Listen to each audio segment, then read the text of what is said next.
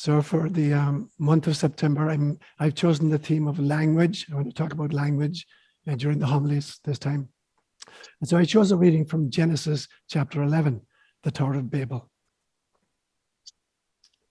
Now, the whole world had one language and a common speech. As people moved eastward, they found a plain in Shinar and settled there. They said to each other, "Come, let's make bricks and bake them thoroughly." They used brick instead of stone and tar for mortar. Then they said, "Come, let us build ourselves a city with a tower that reaches to the heavens, so that we may make a name for ourselves. Otherwise, we will be scattered over the face of the whole earth." But the Lord came down to see the city and the tower the people were building. The Lord said, "If as one people speaking the same language, they have begun to do this, then nothing they plan to do will be impossible for them. Come, let us go down and confuse their language so they do not understand each other." So the Lord scattered them from there over all the earth, and they stopped building the city. That is why it was called Babel, because there the Lord confused the language of the whole world. From there, the Lord scattered them over the face of the whole earth. Words inspired by God. So, as I said, for the month of September, I've chosen to take a deep dive into the phenomenon of language. So today and next Sunday, I'm going to cover the following kinds of topics. I want to talk about, firstly, about the evolution of language. Secondly, I want to talk about a character called Ferdinand de Saussure, whom I regard as probably the greatest linguist of the 20th century. Thirdly, I'm going to deal with the story of the Babel, the city of Babel and the Tower of Babel. Then I'm going to move into what I'm going to figure out are different levels of telepathy. Then I'm going to lead from that into trying to create reality models. How do we create models of reality? That will lead me into a discussion of mysticism, and then into ritual, the importance of ritual. And then I'm going to talk about parables, proverbs, and stories, particularly as used by Jesus. And then finally, I want to talk about the phenomenon of how we name people. What does a name mean? So that's where I go over the next 2 weeks, God willing. So let me begin with the notion of the evolution of language. So Homo sapiens sapiens arrived on the scene about 200,000 years ago. Homo sapiens literally means wise one, or thinking one, somebody who's able to think.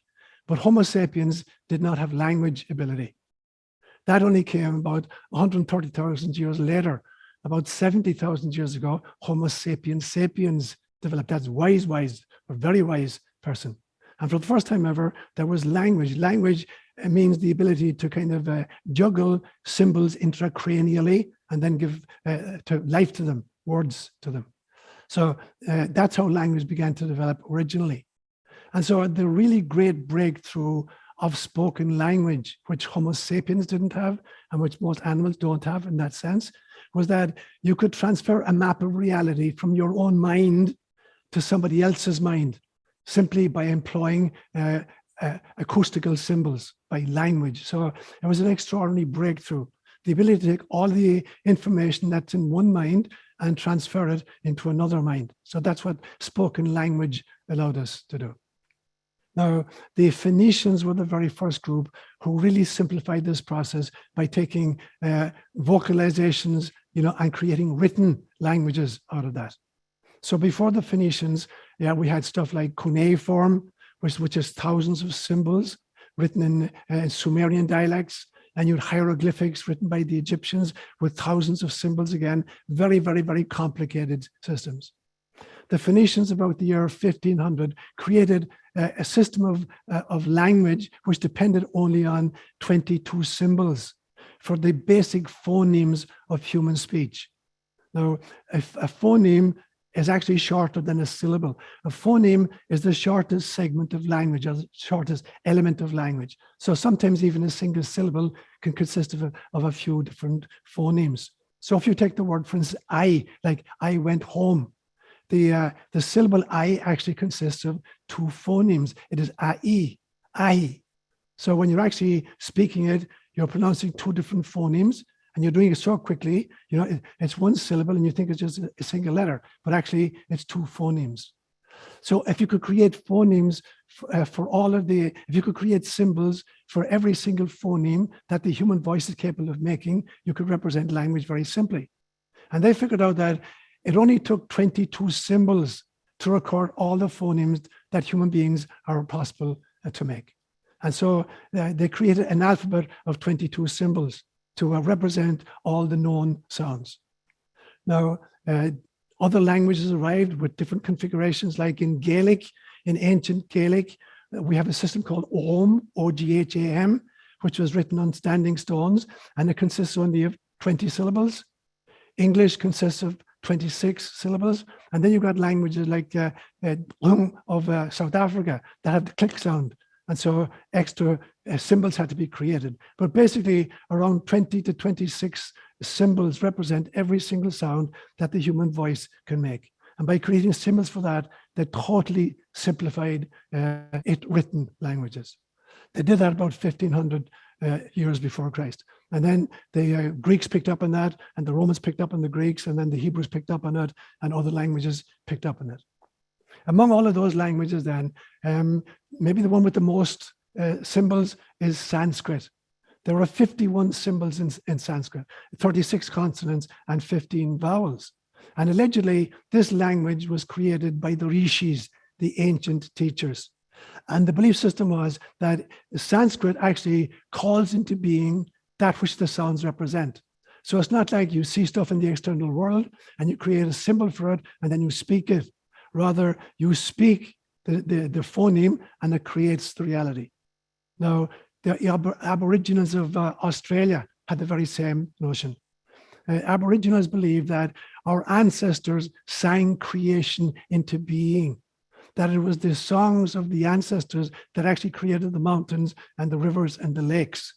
And so for an Aboriginal person, it was a sacred thing to walk in nature, to climb a mountain, to ford a stream. You would never attempt to climb a mountain or ford a stream whose music you didn't know. So you had to learn the music of the mountain or the music of the stream before you would dare to interact with it.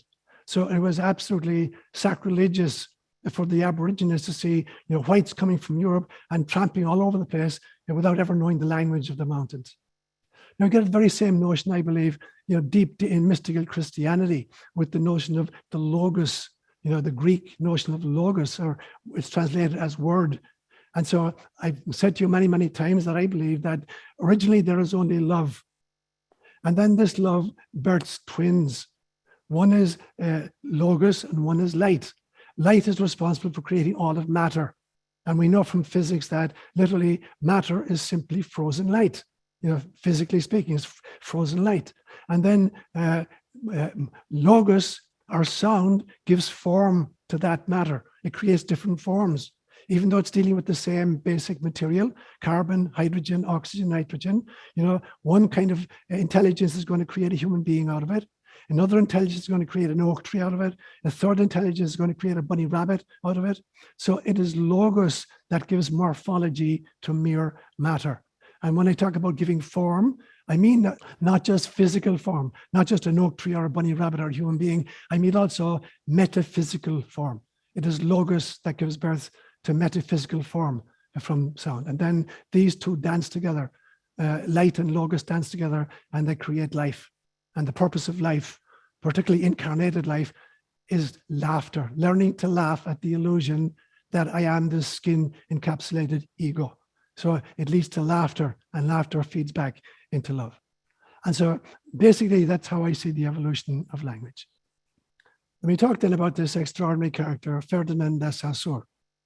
He was a Swiss linguist born in 1857. And it's not so much that he spoke more languages than anybody else. There was actually a cardinal in the Roman Catholic Church about 200 years ago who was fluent in 115 different languages. Now, Ferdinand de Saussure didn't know a whole lot of languages, but he created the structure of verbal language. And he suggested that verbal language consists of three parts, what he called the referent, the signified, and the signifiers. So imagine I'm walking in the bush in East Africa, and I come across this pachyderm with this long proboscis and two tusks, and skin that feels like an oak tree's bark. Now, so that would be the referent, the thing in the real world he would call the referent. Now, that creates some kind of a multi-sensory, image in my mind. It may be part visual, it could be part olfactory, it could be part tactile if I touched it, it could be part auditory, depending on what the creature did. And so I've got this image in my mind, and that's called the signified. So it's signified what I saw outside of me. And then I come back to the village and I begin telling you about what I saw. Now, if I'm speaking Swahili, I'm going to use the word ndovu. If I'm speaking Kalenjin, I'm going to call it beliot. If I'm speaking English, I'm going to call it an elephant. And so we have the referent, which is in the real world, and then the signified, which is the internalized image. And then there's the signifier, the symbols, the acoustical symbols I use to try to transfer the image in my head into your head. Now, that's fascinating, but it's very problematic. So for instance, let me begin with the signified. What's inside in your mind when you meet this elephant?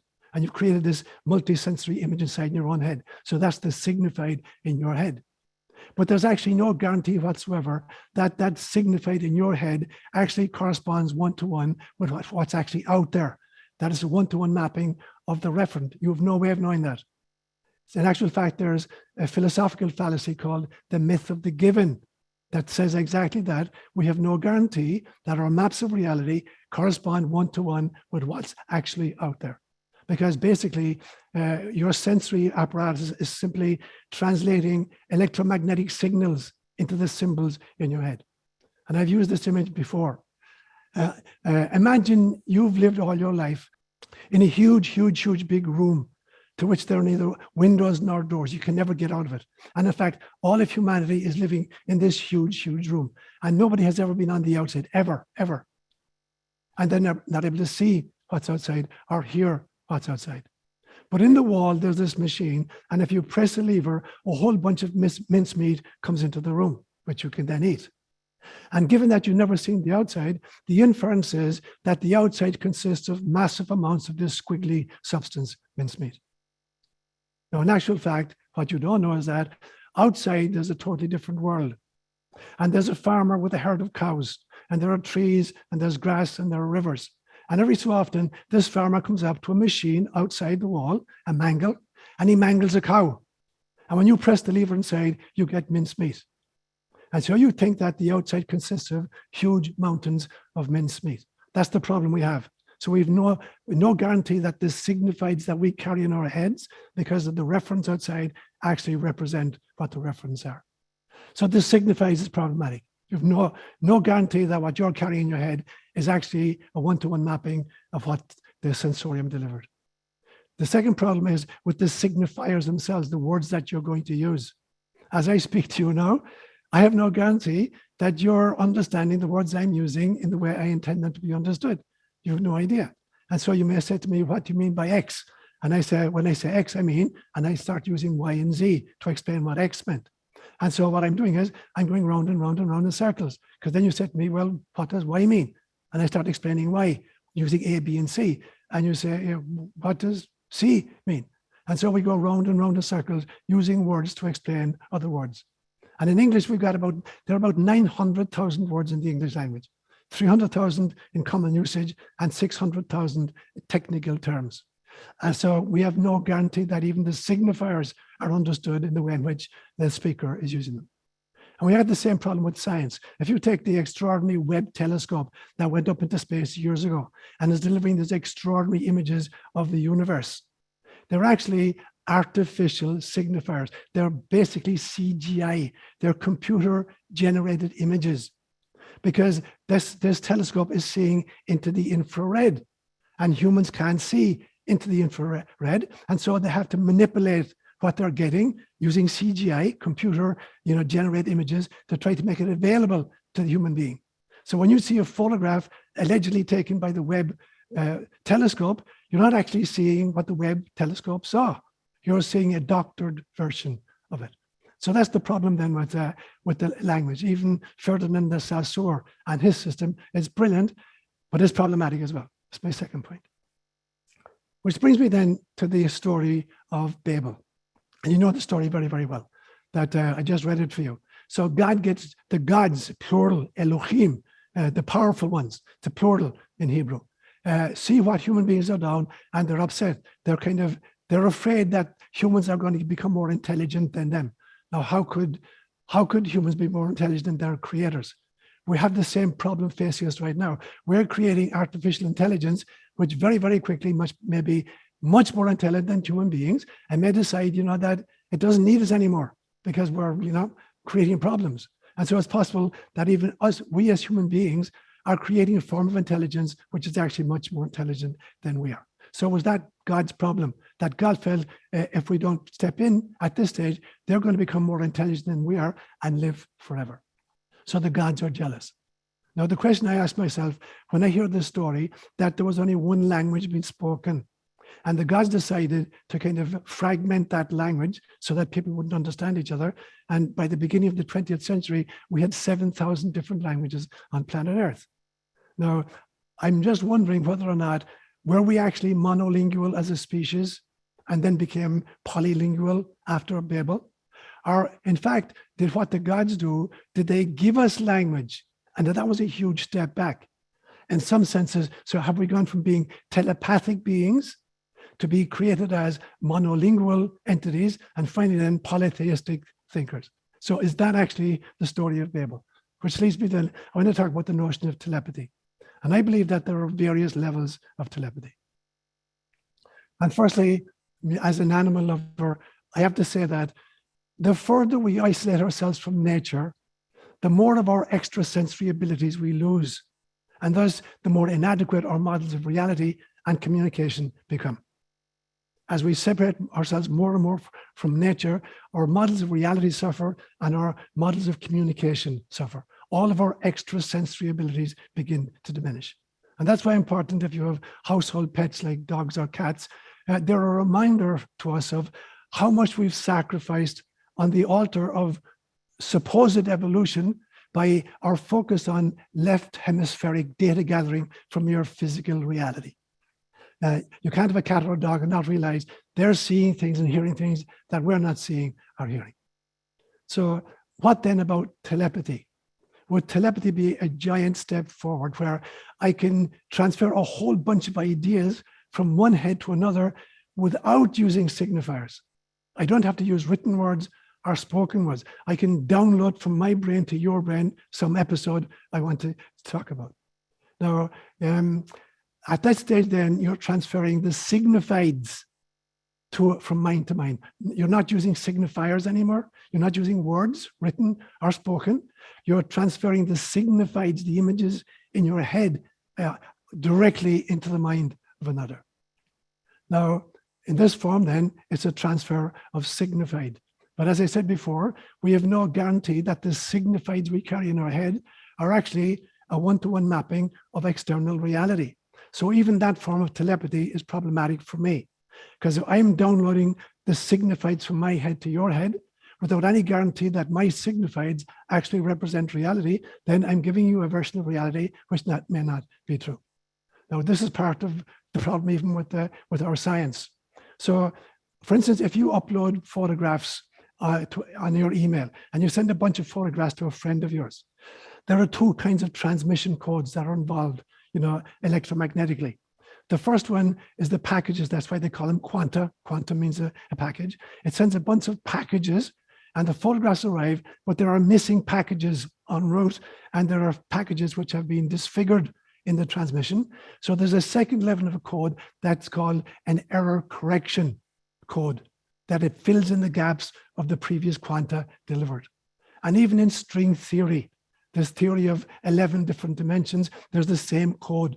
There's a transmission code, but there are quanta which are missing that we kind of supplemented by a second level of transferring an error correction code.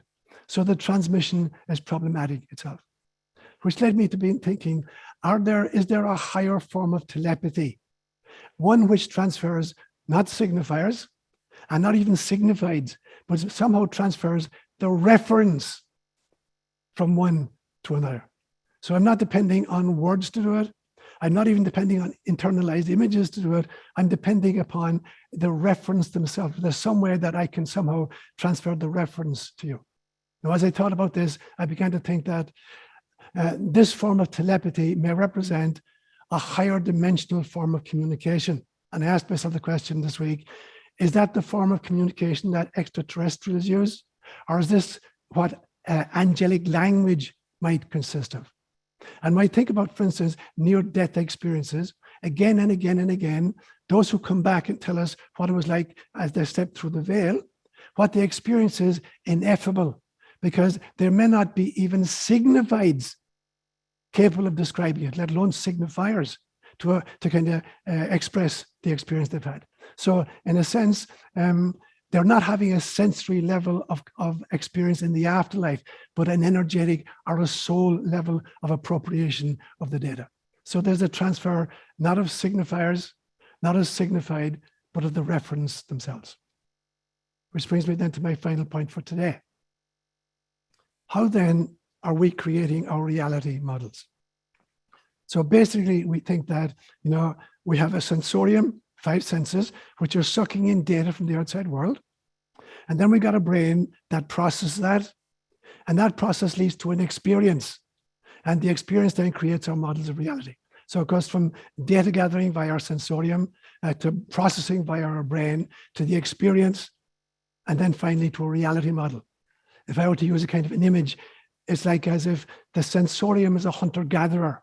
It's collecting data. And the brain is like the cook that's processing the stuff that we killed or gathered. And then the experience is the taste of the food. And then reality is the verdict. That was really good, or that didn't taste so good. So that's the process we think about when we talk about creating reality. Now, what if, humans, we have 5 senses, and there's a very narrow range for each sense. We basically got the same kind of brain. Now, what would happen if we had an extra sense, or even if one of the senses had an extended range? Then our reality models would be totally different. If you think, for instance, what your model of reality is versus Helen Keller's model of reality. If you somehow could accompany Helen Keller to the seaside, and you're having an experience of, you're hearing the sounds of the waves, and you're seeing seagulls, and you're seeing the waves breaking. She doesn't have either of those 2 senses. She's got a tactile sense. So her model of reality is completely compromised vis-a-vis your model of reality because she lacks 2 senses. Or you think of the human range. You think, for instance, the electromagnetic spectrum, if it were to be represented as a line joining Los Angeles to New York City, 3,000 miles, the part of the electromagnetic spectrum that the human sensorium is able to pick up on would be the diameter of a dime. And we're making our models of reality based on that tiny little slice. Moreover, we got dark energy, which is pushing the world, the universe to inflate further and further. And you've got dark matter, was attempting to compensate by creating a super gravitational force. And so, we've got this tiny slice out of which we're making our maps of reality. Now compare that, for instance, to a dragonfly.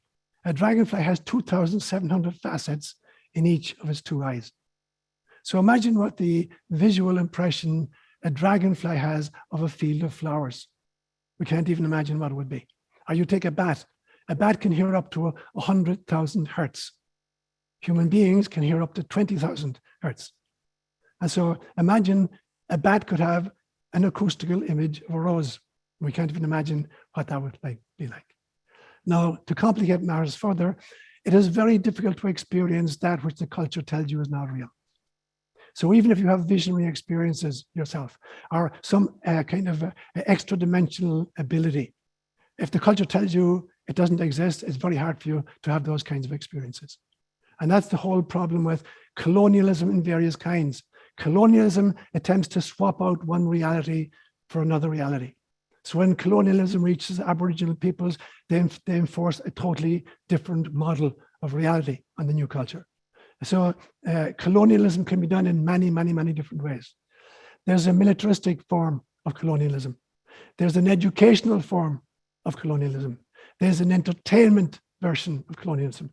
There's a financial version of it. There's a scientific version of colonialism. There's a religious version of colonialism. There's a medical version of colonialism. There's a big pharma version of colonialism. There's a WEF and a UN and a CDC and an FDA version of reality.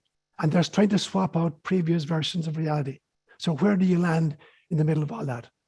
And typically, the twin attacks of colonialism are censorship and propaganda.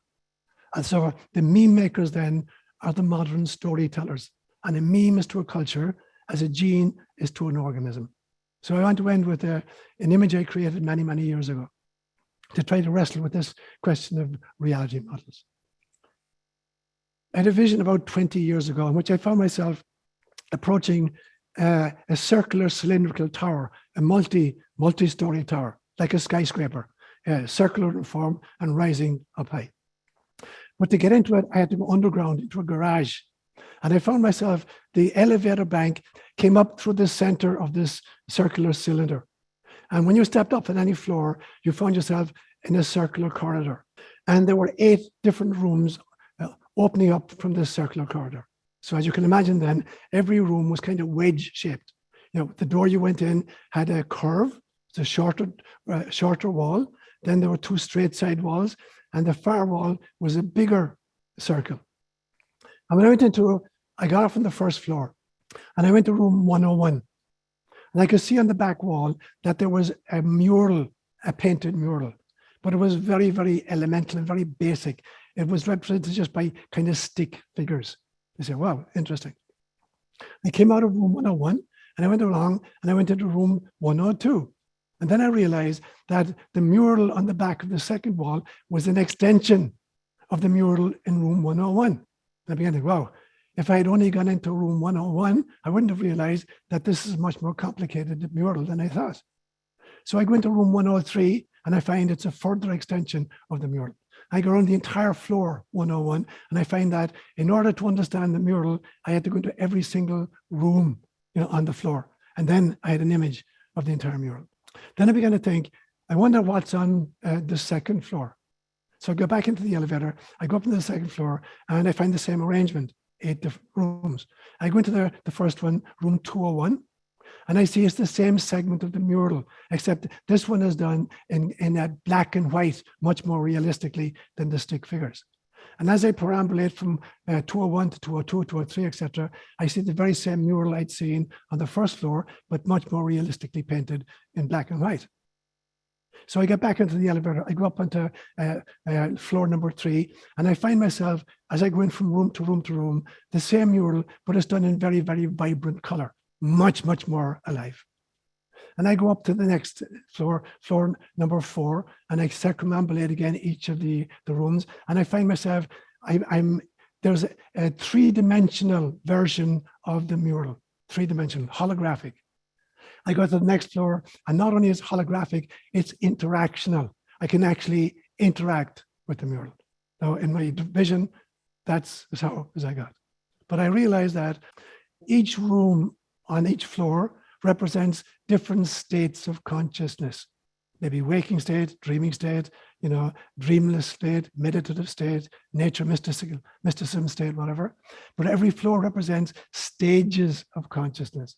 It means that there's evolution of the self involved in order to be able to perceive what's on the second or the third floor. And I began to realize that anybody who's only lived their life in room 101 cannot create accurate maps. And so very, very often our religious systems, our financial systems, our medical systems, even our religious systems are created by people who've only visited one floor or even one room on one floor. And anybody who's serious about their journey needs to be able to ascend the elevator. And so it takes a lot of work, but incarnational spirituality is about visiting all of the rooms on all of the floors in order to become map makers of reality and cartographers of truth. Namaste.